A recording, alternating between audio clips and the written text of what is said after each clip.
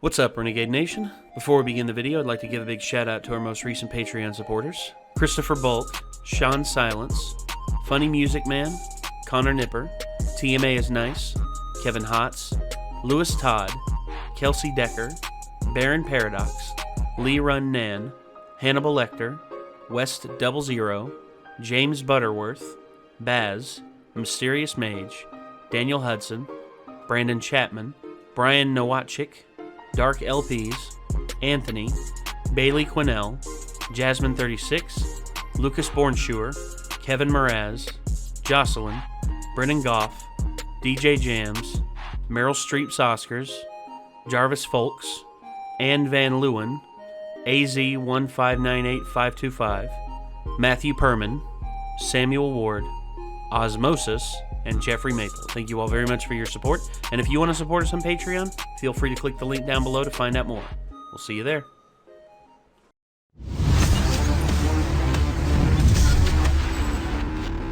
So I'm confused as to what implication they're going with by these two subtexts.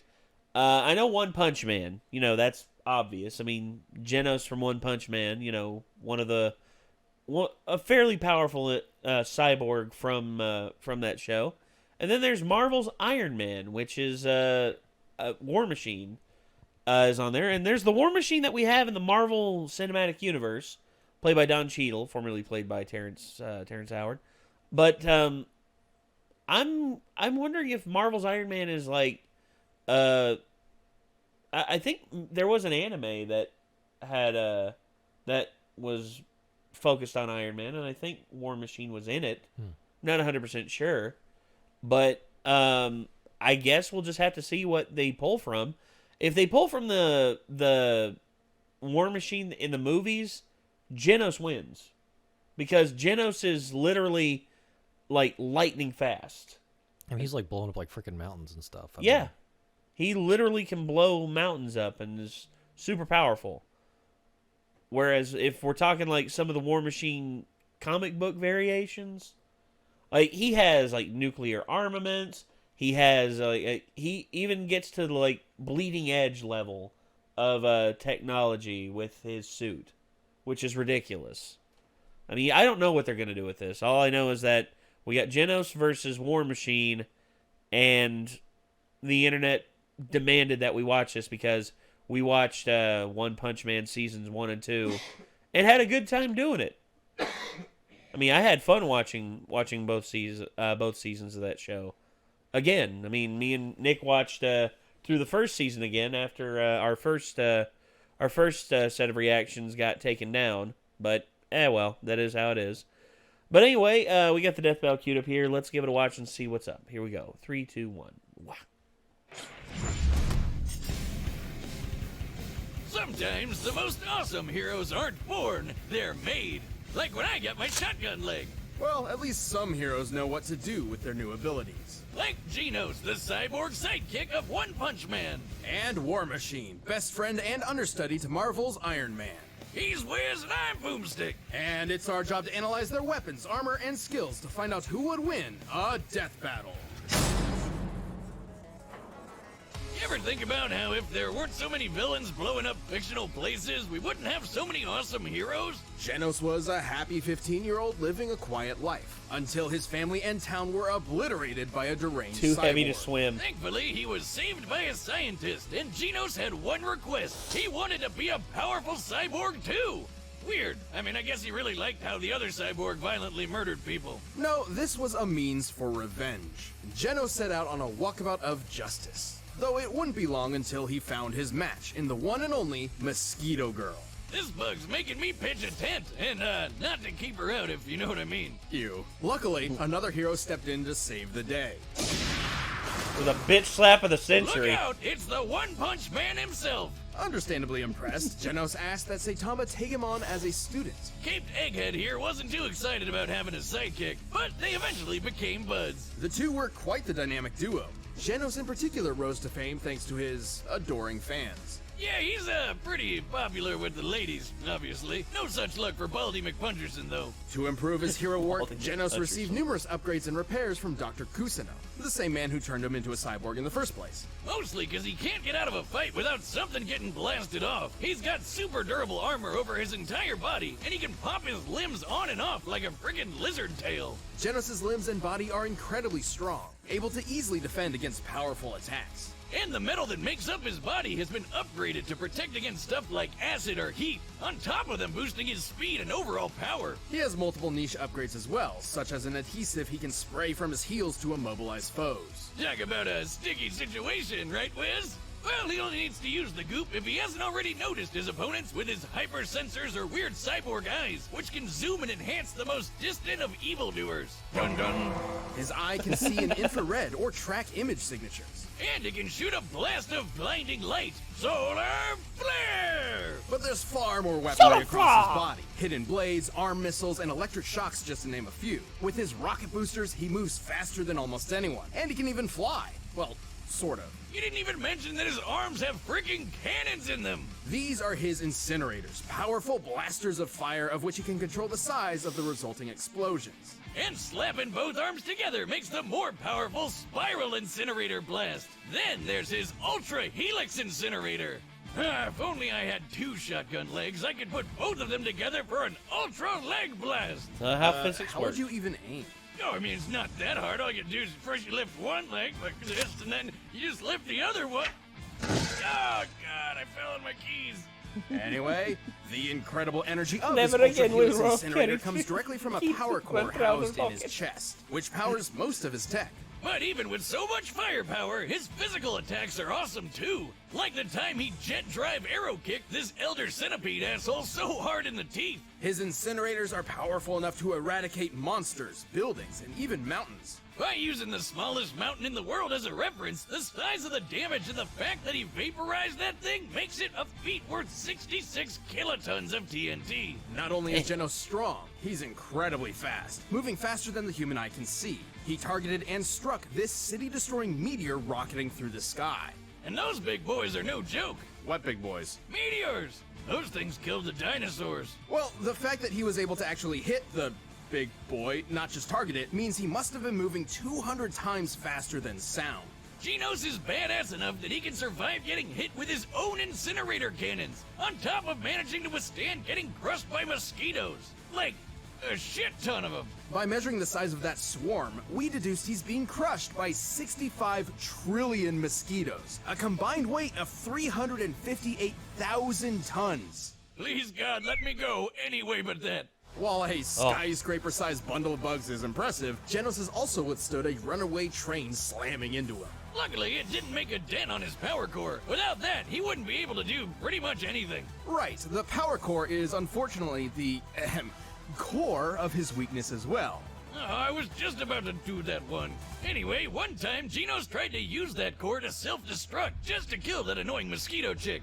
Now, that might sound crazy to you, but have you ever had to deal with 65 trillion mosquitoes all at once? I do it. Regardless, Genos has shown time and time again that he's a fearsome hero to contend with. Sure, he hasn't found his family's killer yet, but he has found a new family with Saitama and friends, and he'll keep getting stronger and stronger. I will eliminate you. Stay right where you are. For some young boys like James Rhodes, joining the military seems the best way of making something of themselves. And Rhodey fit right in with his knack for machinery. He got top marks in the army and became a pilot. Eventually becoming an expert in aviation engineering and military combat. Then, on one fateful mission, his helicopter was shot down. Things didn't look good, but then Iron Man showed up. Turns out Rhodes wasn't the only one in trouble. Tony Stark was stranded without enough power for his suit and asked for his help. The two began an epic adventure that turned them into close friends. Rhodes stepped into the shoes of a superhero and became a man his younger self would be proud of. And being Tony's best bud had some perks, like taking over as Iron Man sometimes. Who wouldn't jump into that suit at the first chance? Next time. I would. And eventually, Heartbeat. Tony I'd jump in offered that thing in a Rhodes a heartbeat. superpowered suit of his very own. That's when regular old James Rhodes became War Machine. Oh yeah, it's like Iron Man but with more guns. Rhodes had spent years trying to find his place in the world. As War Machine, he found a way to truly make something of himself. He already had tons of combat experience from the army and a bit of PTSD, but you know, you win some, you lose some. He can do way more anyway. He is a multi-talented badass. Tony has provided Rhodes with multiple War Machine suits throughout the years, each improving upon the one before it. Oh, and these babies are a beautiful piece of work. Just look at all those weapons. The suit is a specialized variation of the typical Iron Man armor, focusing more on firepower than tactics and maneuverability, clearly. Its alloy is composed of titanium and vibranium, Hey, like Captain America's shield. which means it's both extremely durable and light enough to fly at incredible speeds. Very important given the computers, life support systems, and other devices housed within the unit. That's not even talking about what Rhodey fights with. His fine-tuned ride's got repulsor rays and a unibeam in the chest. And did I mention guns, guns, and more guns? Get a look at that! Machine guns, Gatling guns, laser guns, flamethrowers, the works! The suit can generate electromagnetic pulses, particle beams, and even drain energy from opponents. Ah, this baby's so sweet I felt inspired to upgrade some of my own arsenal, if you know what I mean. I don't think I want to. I got a new gun! It was white when I bought it, but I accidentally washed it with my hat. So obviously I'm pretty hyped about the guns, but the armor has a lot of really cool other things too. His most up-to-date suit includes incredible chameleon systems that allow him to not only become invisible, but intangible, bypassing scanners and phasing through walls. You know, I could really use that Yeah, next that's- time you try to stab me with a trident! It was one time! And in the most dire of circumstances, War Machine has a self-destruct function he can call upon to make sure his tech doesn't fall into the wrong hands. I mean, this work of art can scan for things like weird light and electromagnetic signals. But even if Rhodey doesn't see it coming, he can handle the craziest of attacks. Not only has he been thrown through a mountain with enough force to cause an earthquake, He survived getting nuked. You see the size of that crater? Compared to War Machine himself, this looks like the explosion was over 2.5 megatons of TNT. and the suit is fast enough to fly into orbit and out into space. Take that, Elon Musk! No, but please send me one of your flamethrowers. Sorry, not a flamethrower.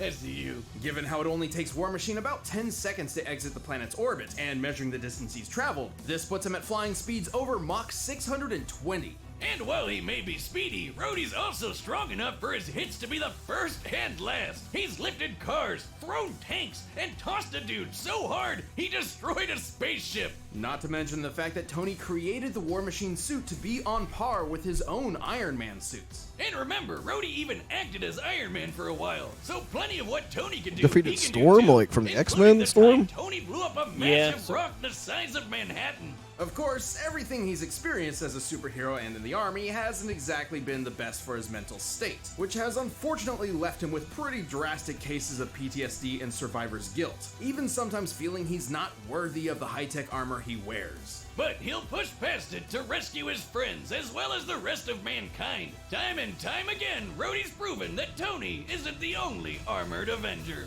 Also, did I mention the guns? Multiple times there, Boomstick.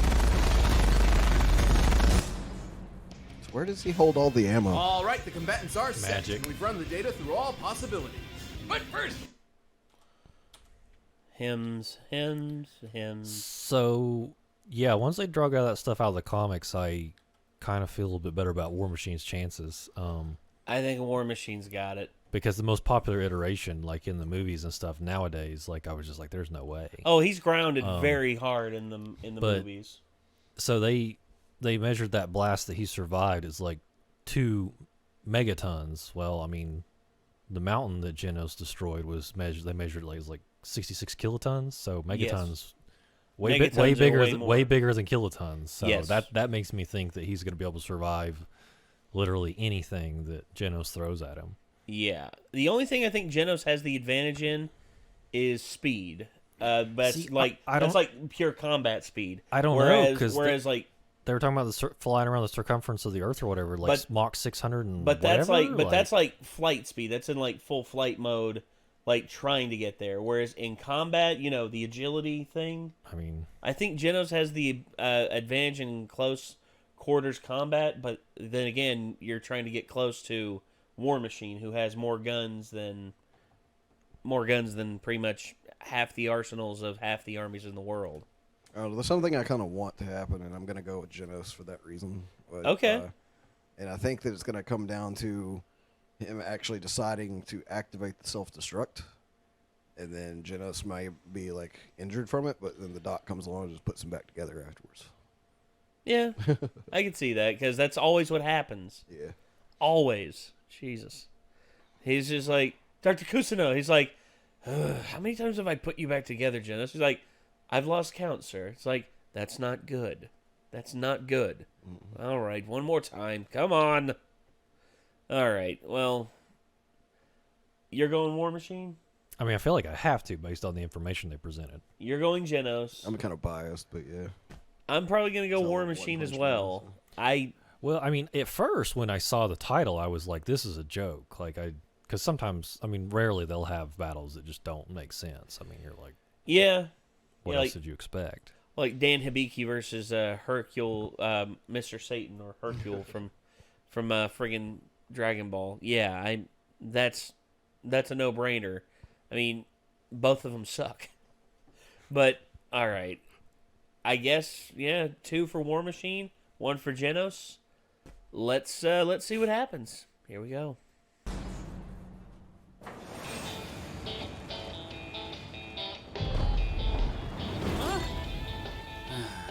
Never a day to myself, huh?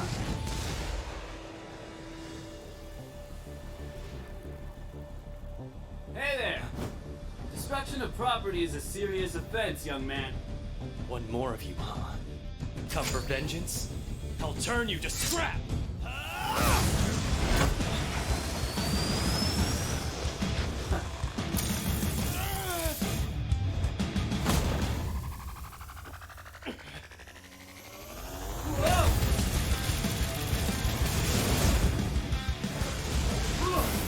A little hot-headed, are we?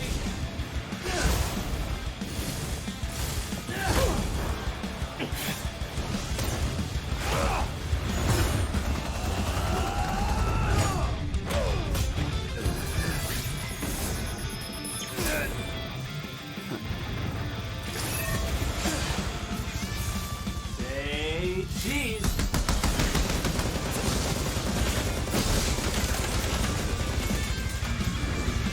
Really?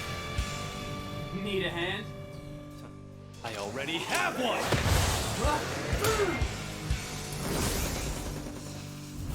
Oh, okay. Reattach.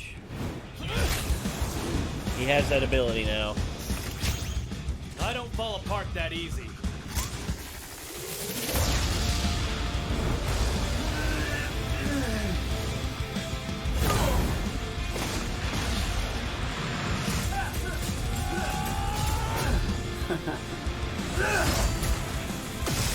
Uh-oh.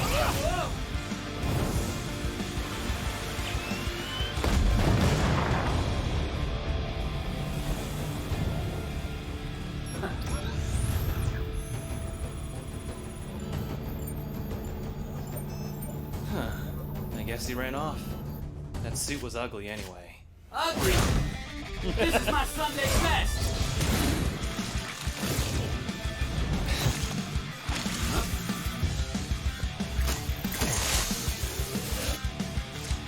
Ah, crap.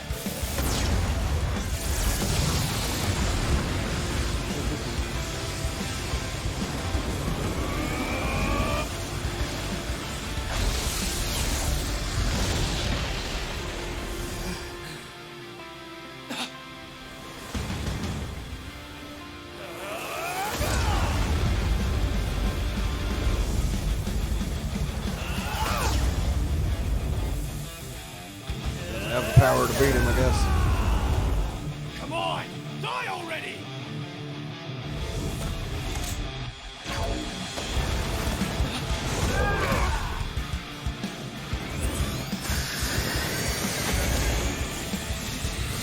Not yet!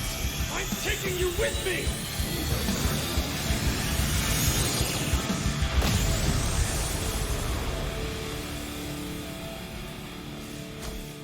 Sorry it had to be this way. Don't talk to me. You got it.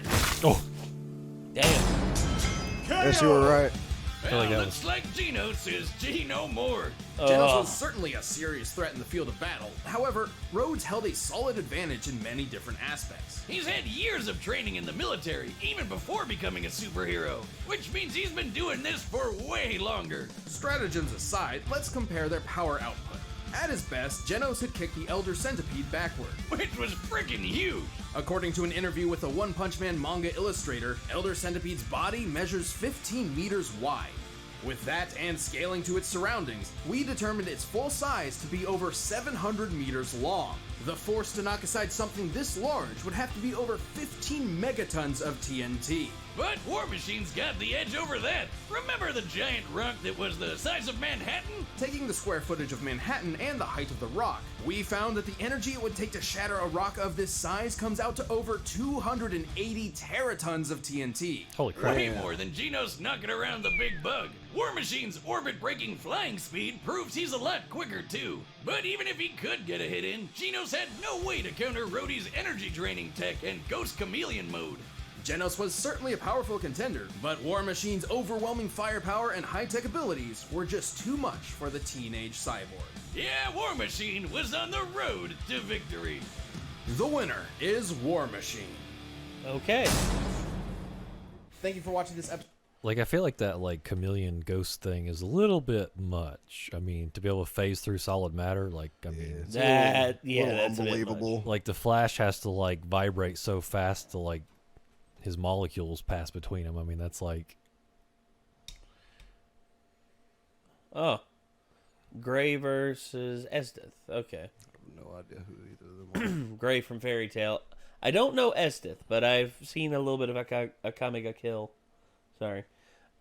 Just had to Quit see watching who was before they were introduced. So fair enough.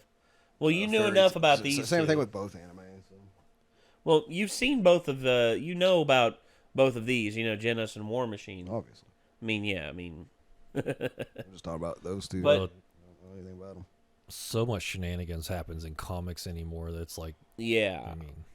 Well, there's no point in even comparing. I mean, again, it's just like Goku versus Superman. Superman is just too broken in terms of his power to really have any equal. I mean, I can't really think of anyone who could be Superman's equal in terms of like power, especially if we're talking Silver Age Superman, who is pretty much God. I mean, that's pretty much it. I mean, the dude sneezed and created like a bunch of universes. What? Oh, well, he didn't sneeze. Instead, he blew. He created a second Big Bang and literally blew universes into existence. It's weird. It was weird. I saw that panel and I'm just like, I can see why they would want to restart him, because once you get to that point, it's pretty much like nothing else matters. That's the internal thing about struggle. Like, that's why I'm always going to be a fan of Batman, because the struggle, dude. The struggle that he goes through as a human being trying to figure out these human problems is a much more interesting story than Superman fighting all of the new gods of Apocalypse. I mean, don't get me wrong, it's interesting for him to go up against someone like Darkseid, who is super powerful and has the Omega Beam and has all these soldiers at his disposal and like a big epic planetary battle going on, but honestly, I like personal stories that you get from Batman are far more interesting than anything that I could ever read from Superman. Just my opinion. It's just how I feel about that. But so you and I won that one, Mike, and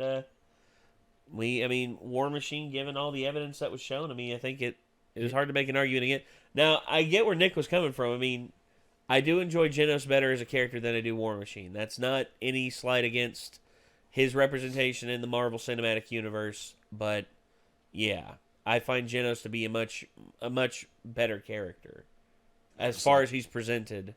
I just like One Punch Man a lot in general. I like all the characters in it, so I'm biased, I guess. Oh, Like, that's- I like MCU kind of okay too, but like One Punch Man's one of my favorite things nowadays. So. Yeah, that's fair enough.